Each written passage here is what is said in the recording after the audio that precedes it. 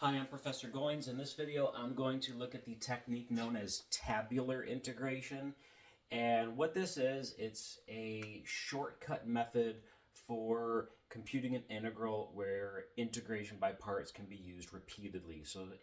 You'll see examples of integrals where you can use integration by parts and then the resulting integral, the integral of u dv, you can actually integrate by parts a second time or perhaps a third time.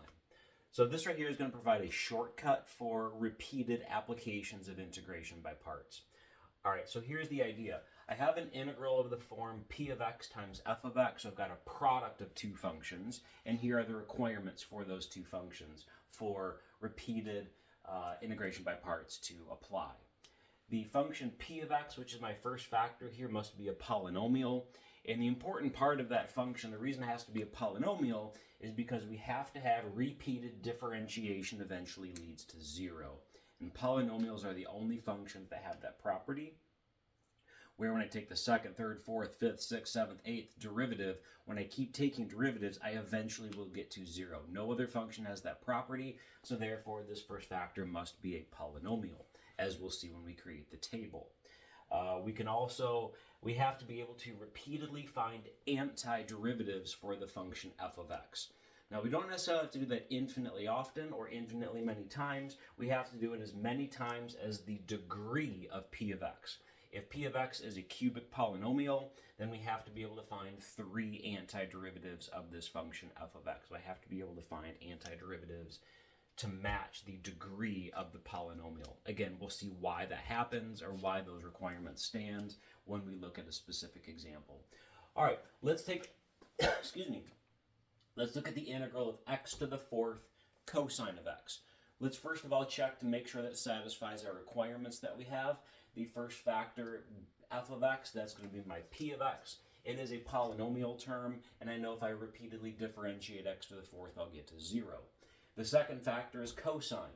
So that's my f of x, and we know that the antiderivative of cosine is going to lead to a sine, which is going to lead to a negative cosine, and we just kind of go back and forth, right, between sines and cosines, with the negatives in there as well, but we can repeatedly take antiderivatives of cosine. So this fits the form for which tabular integration will apply. Here's how the method works. I create this table, and it's going to consist of 3 columns. The first column consists of the polynomial term and its derivative. So I start with the polynomial term p of x, which is x to the fourth. And then I will repeatedly differentiate it until I get to 0. Because once I get to 0, it'd be 0, 0, 0, 0. So once I get that first 0, we can go ahead and stop. And then the middle column here, so before I finish that off, the middle column here, I titled it as signs, but we could also say it's alternating signs. What we do is we start with a positive, and then however many terms I have here, I'll have the same number of terms here, and I'm going to alternate sign, positive, negative, positive, negative. The third column is going to be the function f of x and its antiderivative. So it's going to be the second factor, starting with that factor right there, cosine, and then we'll repeatedly take antiderivatives of it. What we're going to do is we'll start with this column here, we'll finish that off, and then however far this one goes, this one and this one will have the same length. All right, so let's repeatedly differentiate x to the fourth. Of course, the power rule is what we need. So the first derivative would be 4x to the third, and then the next one would be 12x squared. The next would be 24x. The next one would be 24. And then I get to 0. Okay, so I got to make these column lines a little bit longer here. All right, the next column, I'm going to alternate signs with the same number of terms as the first column. So this would be a minus, plus, minus, plus, minus. For the third column, we're going to repeatedly take antiderivatives of cosine until I get down to this row here with the 0. All right, so the antiderivative of cosine would be sine of x. Antiderivative of sine would be negative cosine. Antiderivative of negative cosine would be negative sine. Antiderivative of negative sine would be cosine. And then the antiderivative of cosine would be positive sine. And it's always a good idea to check this column here by going in the reverse direction and taking derivatives. Derivative of sine is cosine, derivative of cosine is negative sine, derivative of negative sine is negative cosine, derivative of negative cosine is sine, derivative of sine is cosine, so therefore our table looks good. Okay, once I have those three columns in place, I'm going to do the following. I'm going to start with the first term in this column, and I'm going to attach it with an arrow to the second element of this column. So that means I'm going to draw this arrow right here, again, from the first term to the second term. And I'm going to continue that all the way down. So the next arrow will go from the second term to the third term.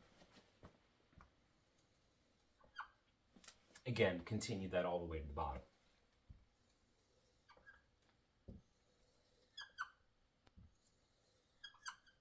Okay. So there's my setup for tabular integration, and now all we have to do is interpret the table. So let me clean up the side of the whiteboard, and I will show you what all of these columns and arrows, what they represent.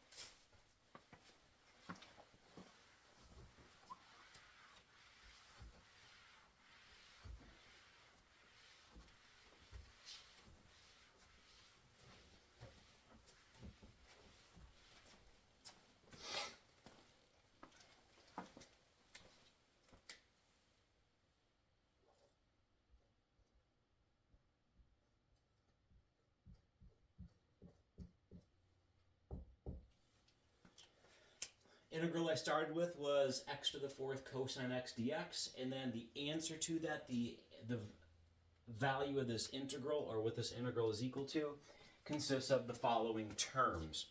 Each one of these arrows we represent with multiplication. So what I do is I multiply the term at the beginning and the end of the arrow. So that's going to be one term. In other words, x to the fourth multiplied by sine of x.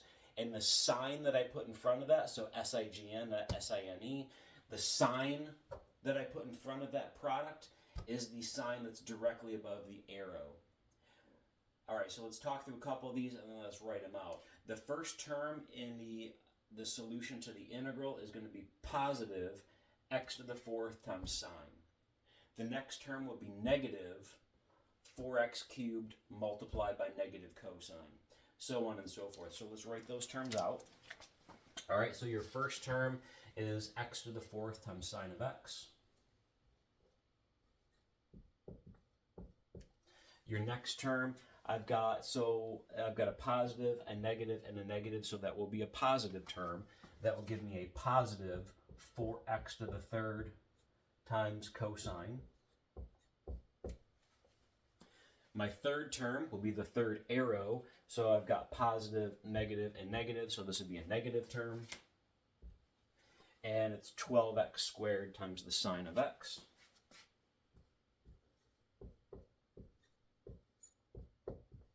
Okay. Fourth term will be the fourth arrow. I've got a positive, I've got a negative, and I've got a positive, giving a negative term. So I've got negative 24x cosine of x. There's 5 arrows, so my fifth term, I've got a positive, positive, and positive, giving a 24 sine x, and then plus the constant c, since again it's an indefinite integral for the value of the integral. Okay. Again, this right here, those collection of 6 terms, is the antiderivative of x to the fourth cosine of x. Do another example. Since I've got this table already generated here, let me start by just erasing this integral. I'll erase the part of the table, and then we'll just use this. All right, so let's get rid of that and get rid of just these first terms.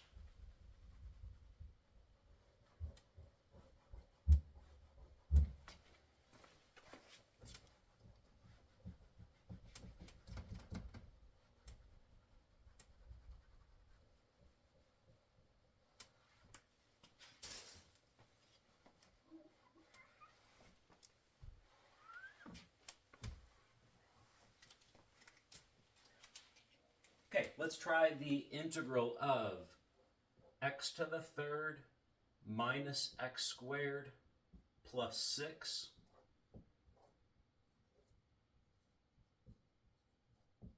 times e to the 2x.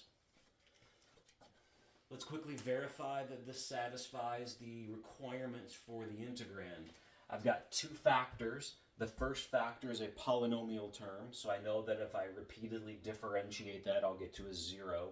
The second term, e to the 2x, we can repeatedly find antiderivatives for that, therefore tabular integration applies. So let's run through filling out the table.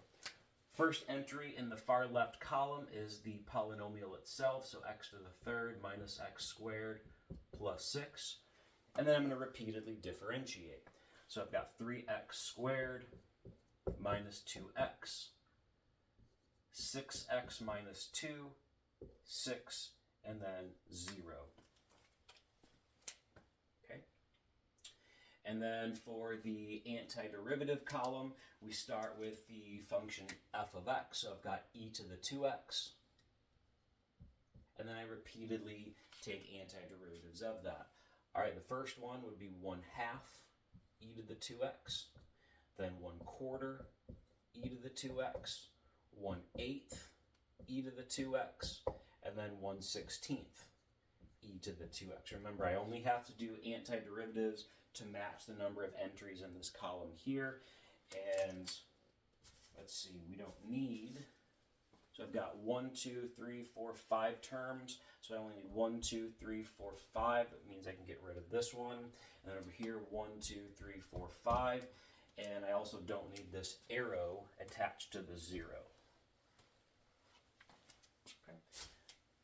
So the arrow starts at the first entry. It stops at the last entry that's above 0.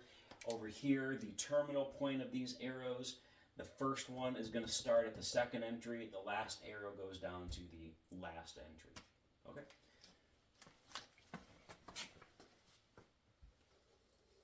So here's what we get.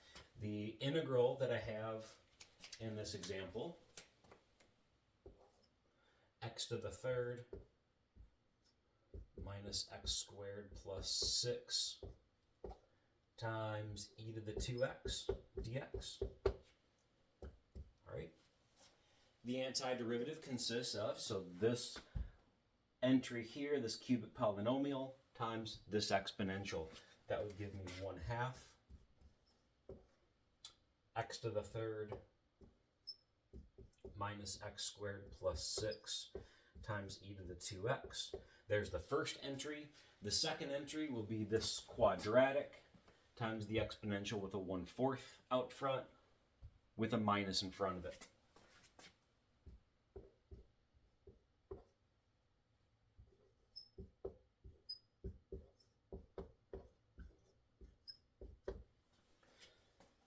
Third entry for my antiderivative will be the third arrow. So 6x minus 2 multiplied by the exponential with a 1/8.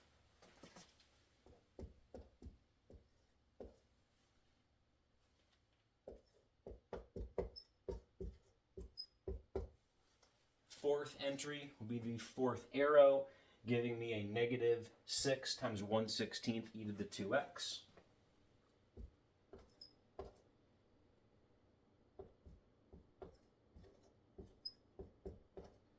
And then, of course, plus c since it's an indefinite integral. I could, of course, simplify the 6 over the 1/6. I could distribute a 1/4, half, a quarter, and a 1/8 through the polynomial terms. Excuse me. But I'll just leave it like that. But then again, this is the technique of tabular integration.